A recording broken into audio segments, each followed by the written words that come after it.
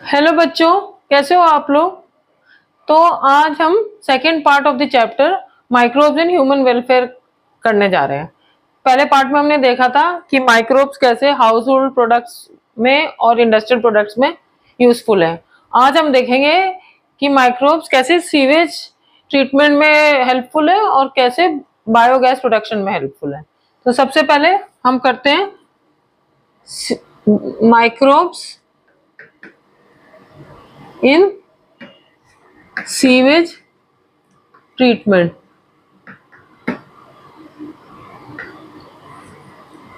सबसे पहले हम देखते हैं सीवेज होता क्या है ना। तो अब इतने सारे लोग आके शहरों में बस गए हैं, पॉपुलेशन बढ़ती जा रही है, तो हम लोग के जो रोजमर्रा की हाउस होल्ड एक्टिविटीज होती हैं उससे कुछ वेस्ट वाटर जनरेट होता है, उसे ही हम सीवेज कहते हैं।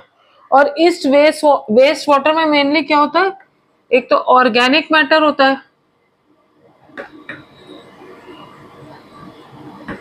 और एक माइक्रोब्स होते हैं, जिसमें मेनी आर हार्मफुल।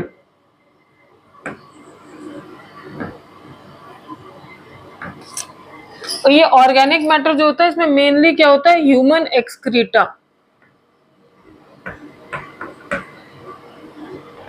तो अगर हम एक सीवेज, सपोज ये इसमें हम सीवेज इकट्ठा करें तो उसमें ऑब्वियसली पानी तो होगा ही, फिर ये ह्यूमन एक्सक्रीटा होगा जो कि ऑर्गेनिक मैटर बनाएगा, फिर ये माइक्रोब्स होंगे। ये इसके अलावा कुछ फिजिकल इम्प्योरिटीज होती हैं जो हम शुरू में रिमूव कर देंगे, जैसे कि पत्ते हो गए, पॉलीथीन हो गया, ये सब कुछ। ये मैंने इसलिए यहाँ ऐसे बनाया कि इसी को हम लेके फिर आगे चलेंगे। ये हो गया ऑर्गेनिक मैटर।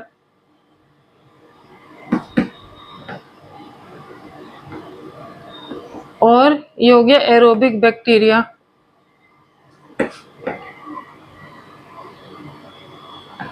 और ये हो गई फ्लोटिंग डेब्री।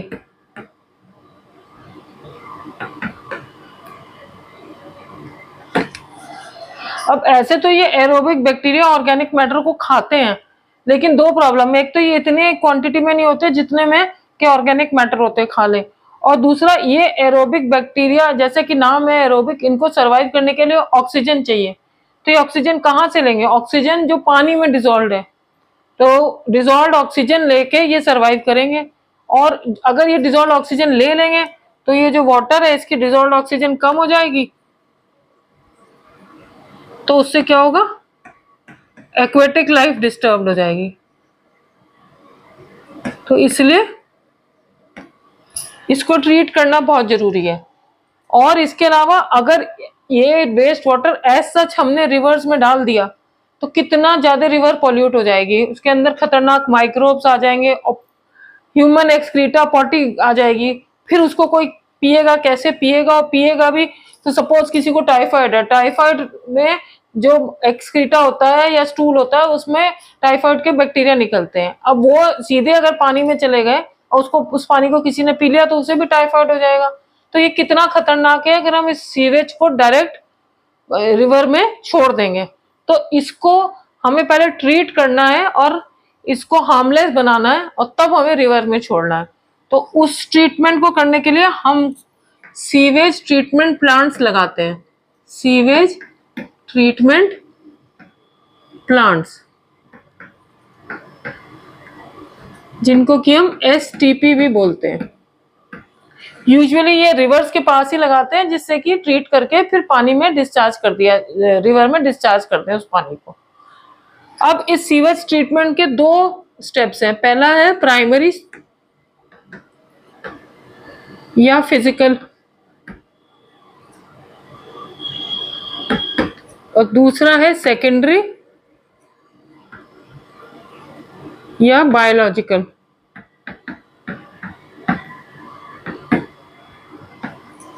तो जो ये प्राइमरी या फिजिकल है, इसमें हम ये ऑर्गेनिक मैटर या एरोबिक बैक्टीरिया को नहीं छुएंगे। इसमें हम ये जो ऊपर ऊपर फ्लोटिंग डेब्री है या और मिट्टी पत्थर होते हैं उनको रिमूव करते हैं, तभी इसको फिजिकल कहते हैं। तो no organic matter is removed.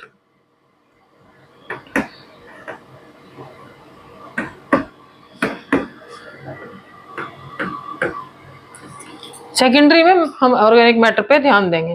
तो सबसे पहले हम पढ़ते हैं प्राइमरी। प्राइमरी में दो पार्ट्स होते हैं।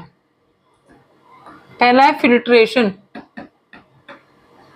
फिल्ट्रेशन में जो फ्लोटिंग डेब्री है, अब पानी में क्या चीज फ्लोट करेगी, जो हल्की होगी, उसको हम फिल्ट्रेशन से रिमूव करेंगे। फ्लोटिंग डेब्री जैसे कि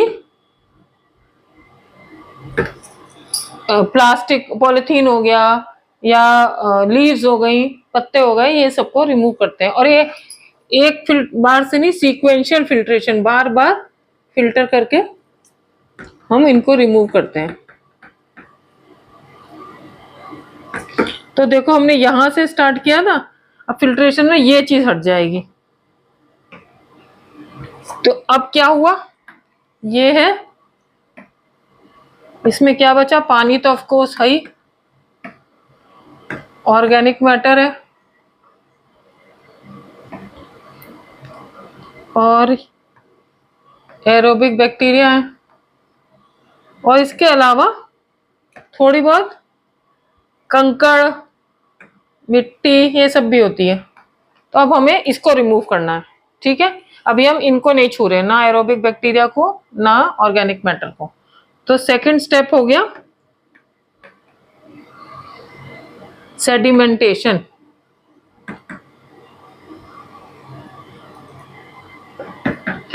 तो सेडिमेंटेशन में हमने कुछ नहीं किया, यही जो है इसको सेटल होने दिया। जब सेटल होने दिया तो इसमें जो मिट्टी पत्थर वगैरह, क्योंकि ये हेवियर होते हैं तो ये नीचे सेटल हो जाते हैं।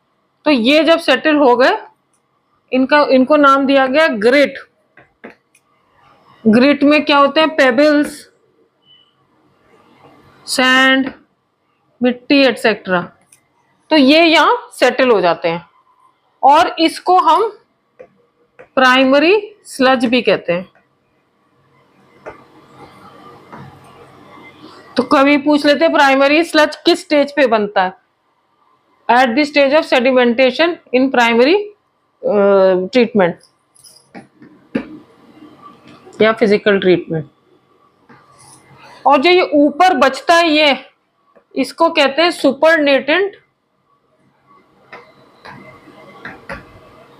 या एफ्लुएंट।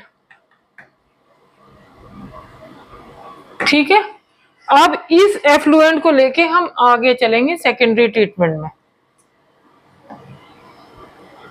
ये तो नीचे सेटल हो गया प्राइमरी स्लज, ऊपर का हमने निकाल लिया और उसको सेकेंडरी ट्रीटमेंट में लेके चले।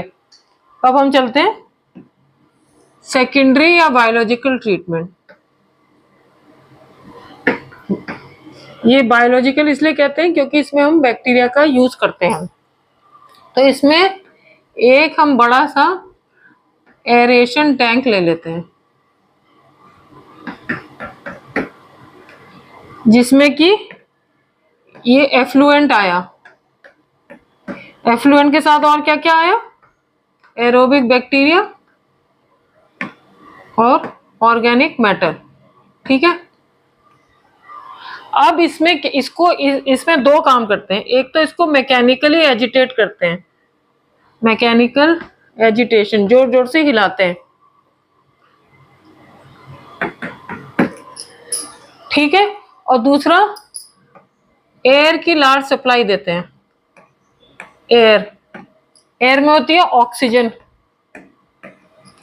तो जब इस बैक्टीरिया या फंगस जो भी है, इनको ये एयर मिलती है और एजिटेशन होता है, तो ये बड़ी रैपिडली मल्टीप्लाई करते हैं। तो ये तो हो गया ऑर्गेनिक मैटर।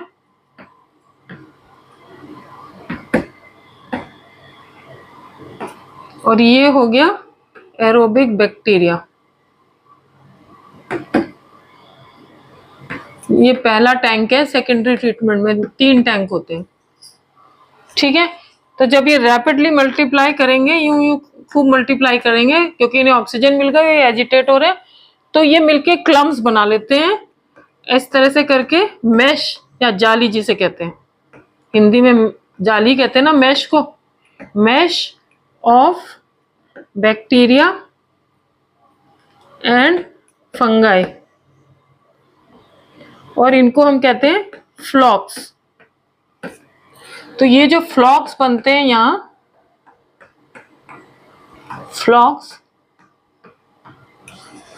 अब ये फ्लॉक्स इन ऑर्गेनिक मैटर को खाना शुरू कर देते हैं। तो धीरे धीरे क्या होता है, ये ऑर्गेनिक मैटर खत्म होने लगता है और ये फ्लॉक्स रह जाते हैं। ठीक है, तो ये अब इसको हम दूसरे टैंक में ट्रांसफर करेंगे। देखो ये उसी का एग्जाम्पल दिया है, क्या नाम है, एरेशन टैंक का। कैसे पहचानोगे एरेशन टैंक, क्योंकि देख रहे हो इसमें एजिटेट हो रहा है, हवा भरी हुई है, तो ये aeration tank in secondary treatment labelling को आ सकता है। और एक ये ऊपर से व्यू दिया हुआ है सीवेज ट्रीटमेंट प्लांट का, बड़े बड़े टैंक्स जो हम बात कर रहे हैं ना। तो अब हम एरेशन टैंक से सेकंड टैंक में पहुंचते हैं जो कि है सेटलिंग टैंक। सेटलिंग टैंक ये सेकंड टैंक है इन सेकेंडरी ट्रीटमेंट। इसमें क्या होगा, वो तो लगभग मर ही गए ऑर्गेनिक मैटर, ये फ्लॉक्स ये नीचे सेटल हो जाएंगे, और अगेन ये जो एफ्लुएंट है ये ऊपर रह जाएगा। ये है फ्लॉक्स,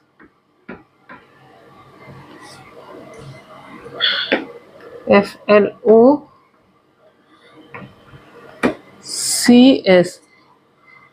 और ये है एफ्लुएंट। अब ये लगभग साफ है तो इसको हम रिलीज कर सकते हैं, लेकिन हमको कैसे पता चलेगा कि ये लगभग साफ है? तो ये पता करने के लिए एक टर्म होता है BOD, biochemical oxygen demand.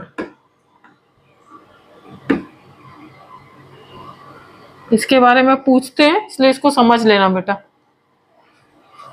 BOD क्या होता है, अगर हम 1 लीटर सीवेज लेंगे,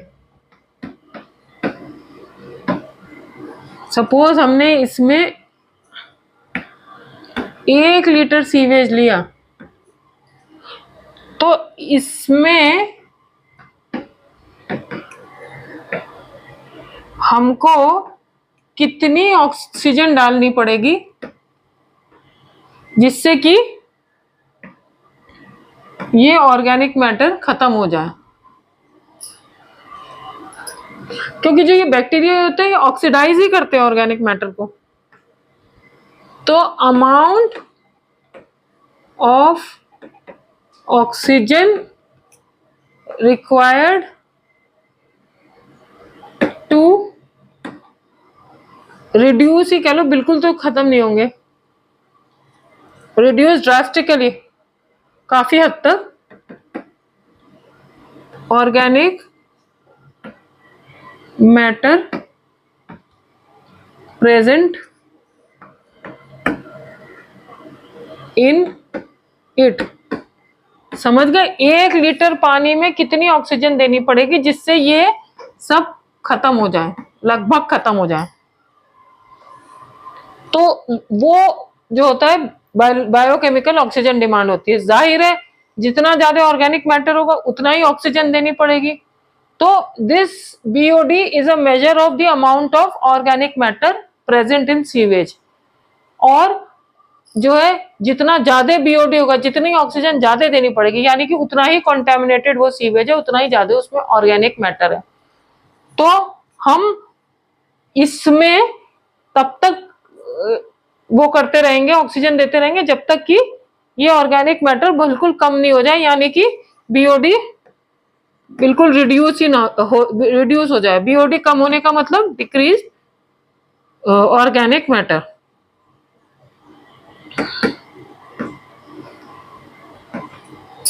ठीक है, तो अब बिल्कुल बीओडी कम हो गया है, तो मतलब ऑर्गेनिक मैटर लगभग गायब हो गया।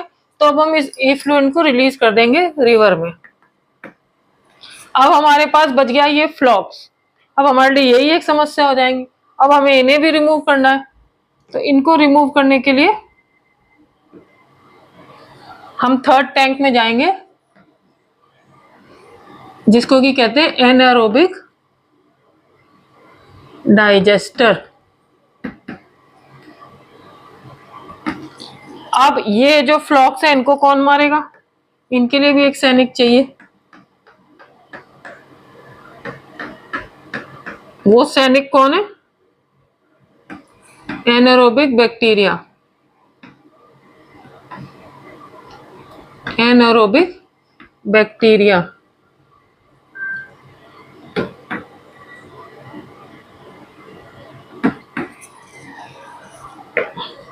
ये है फ्लॉक्स। अब ये एनारोबिक बैक्टीरिया कहां से आएंगे? कुछ तो ऑलरेडी सीवेज में होते ही हैं, पर वो काफी नहीं होते, तो हमें बाहर से भी एनारोबिक बैक्टीरिया चाहिए। वो हमें कहां से मिलेंगे? वो हमें मिलेंगे जो कैटल होती है, गाय वगैरह, उनका जो स्टमक होता है उसको र्यूमन भी बोलते हैं, उसमें ये एनारोबिक बैक्टीरिया पाए जाते हैं। क्यों? वो भी कैटल की गाय भैंस की जरूरत है, क्योंकि वो क्या खाती हैं? प्लांट्स। और उन प्लांट्स के सेल वॉल में क्या होता है? सेलुलोज। उस सेलुलोज को डाइजेस्ट कौन करते हैं? ये एनारोबिक बैक्टीरिया। अगर कैटल के पास एनारोबिक बैक्टीरिया ही नहीं हुए तो वो अपने खाने को कैसे डाइजेस्ट करेंगे? उन्हें न्यूट्रिशन ही नहीं मिलेगा, वो मर जाएंगी। तो इसलिए उनके पास नेचुरली ये एनारोबिक बैक्टीरिया होते हैं, और इनका फायदा हम उठाते हैं, और इनसे वो बैक्टीरिया ले लेते हैं। कैसे? जब वो स्टमक में है तो वो उसके स्टूल में भी आएंगे, जिसको कि कहते हैं काउ डंग या गोबर। तो उसके गोबर में ये एनारोबिक बैक्टीरिया होते हैं, जहां से हम इनको उठा लेते हैं और फिर इनको यूज करते हैं ये फ्लॉक्स को मारने में।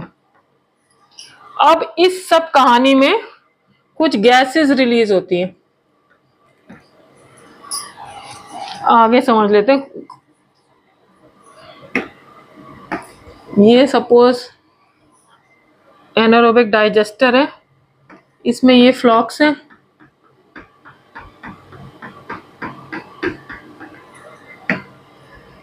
ये एनारोबिक बैक्टीरिया है,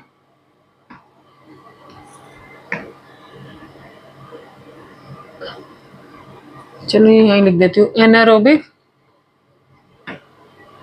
बैक्टीरिया, और ये फ्लॉक्स। और ये एनारोबिक बैक्टीरिया इनको मार रहे हैं। इस प्रोसेस में रिलीज हुई कुछ गैसेस, वो कौन सी होती है? मेनली तो होती है मीथेन, जिसको कि CH4 या मार्श गैस भी बोलते हैं। इसके अलावा होती है H2S, hydrogen sulphide, carbon dioxide, और ये सब मिला के इनको बोलते हैं बायोगैस। तो इस सब प्रोसेस में रिलीज होती है बायोगैस, ठीक है। और बायोगैस जो होती है ये फ्लेमेबल होती है, यानी कि इससे आग निकलती है, ज्वलनशील होती है। तो इसलिए हम इसका फायदा उठाते हैं to be used as a fuel. तो दूध का दूध, पानी का पानी, इसको मार भी दिया और हमने एक फ्यूल भी जनरेट कर लिया।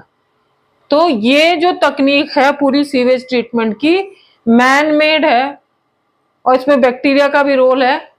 तो पूरे विश्व भर में यही तकनीक यूज हो रही है, अभी तक कोई ऑटोमेटेड टेक्निक नहीं आई।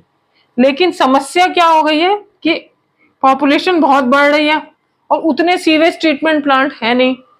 तो हमें तो रोकना है रिवर्स को पॉल्यूट होने से, तो उसके लिए मिनिस्ट्री ऑफ एनवायरमेंट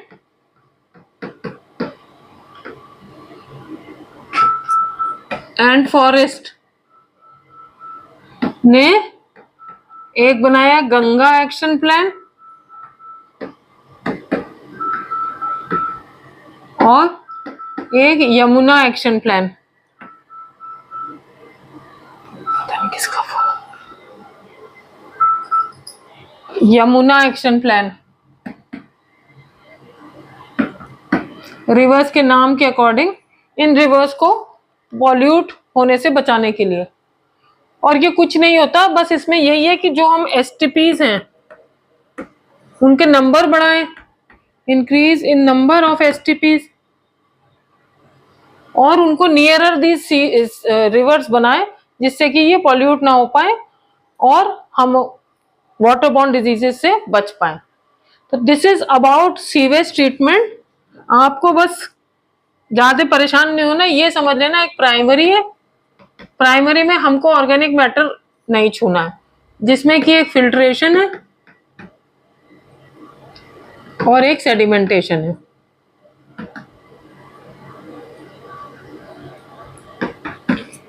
एक सेकेंडरी है जिसमें कि 3 वो है tanks, aeration tank, settling tank और एनारोबिक डाइजेस्टर।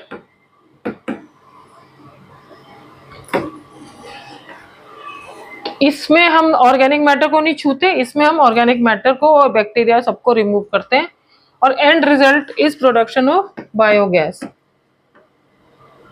या गोबर गैस, जिसके बारे में अब हम पढ़ते हैं। तो चौथा जो यूज है माइक्रोब्स का, it is in biogas plant.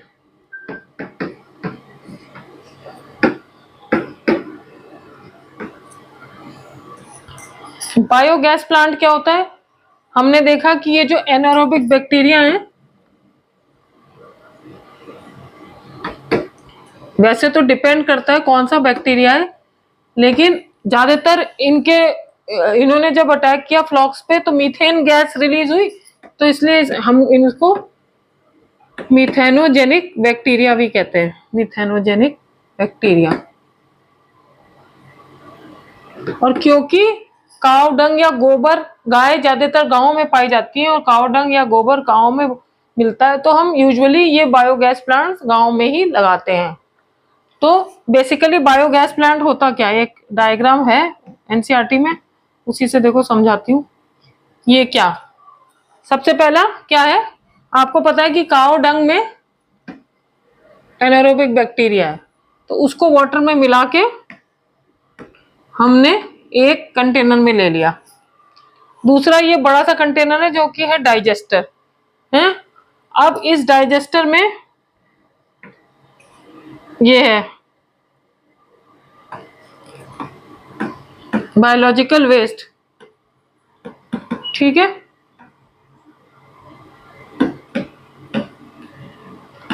तो जब ये डंग, जिसमें कि ये एनारोबिक बैक्टीरिया है, ये यहां आए, इन्होंने इसको खाया, खाने से क्या हुआ, गैस रिलीज हुई, और इसके ऊपर हमने एक लिड लगा रखी है, गैस होल्डर जिसे लिखा हुआ है। तो ये लूज सी लिड होती है, तो जब गैस बनती है तो ये ऊपर उठ जाती है, जैसे प्रेशर कुकर नहीं होता, जब गैस बनती है तो सीटी बन जाती है, तो ऐसे ये लिड है, तो इसमें से ये गैस बनती है,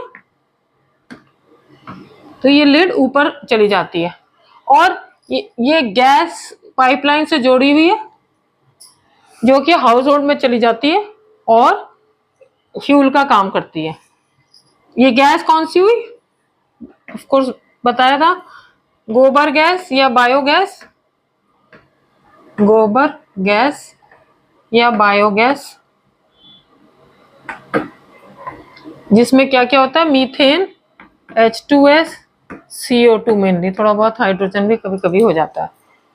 अब इस ये तो गैस चली गई, जो बाकी यहाँ पे बचा स्लज, तो वो एज अ फर्टिलाइजर हम यूज कर लेते हैं।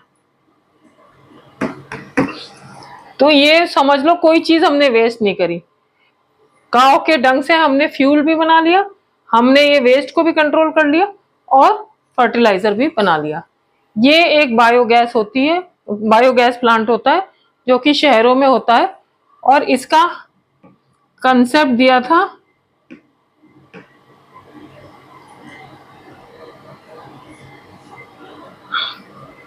KVIC। ये पूछ लेते हैं, khadi and village industries commission,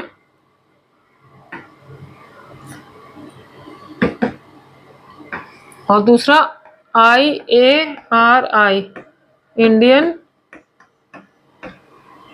agriculture research institute. ठीक है, तो इसमें इतना ही है, आपको मेन स्टेप्स पता ही होने चाहिए कि इसमें ये होते हैं। अब कभी कभी पूछ लेते हैं इस तरह से घुमा के, एक तो ये मार्श गैस पूछ लेते हैं क्या होती है। मार्श गैस कुछ नहीं होती, मीथेन ही होती है। फिर ये पूछ लेते हैं फ्लॉक्स क्या होता है, कुछ नहीं होते। फ्लॉक्स बैक्टीरिया और फंगस होते हैं। कहाँ गए ये, mesh of bacteria and fungus. फिर ये पूछ लेते हैं कभी कभी कि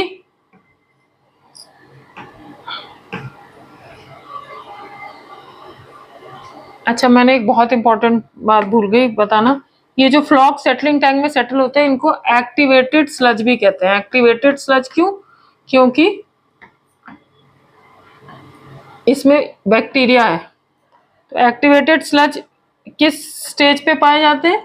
सेकेंडरी ट्रीटमेंट के सेटलिंग टैंक में। जबकि प्राइमरी स्लज जो गिट्टी और सीमेंट, वो गिट्टी और वो थी मिट्टी वगैरह, वो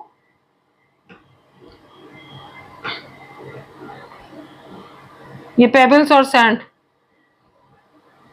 वो प्राइमरी स्लज कहलाते हैं और वो प्राइमरी ट्रीटमेंट में पाए जाते हैं। तो मेन बस यही बातें हैं। पहले हमें ऊपर का फ्लोटिंग डेब्री और मिट्टी विट्टी साफ करनी है प्राइमरी ट्रीटमेंट से, ऑर्गेनिक मैटर को नहीं छूना है। फिर ऑर्गेनिक मैटर को सेकेंडरी ट्रीटमेंट से करना है। और सेकेंडरी ट्रीटमेंट में 3 वो है, एक एरेशन टैंक, एक सेटलिंग टैंक और एक एनारोबिक डाइजेस्टर। आप लोग एनसीईआरटी में पढ़िएगा। कोई प्रॉब्लम हो तो कमेंट सेक्शन में डालिएगा, और प्लीज मेरे चैनल को लाइक शेयर और सब्सक्राइब करिएगा। थैंक यू बच्चों।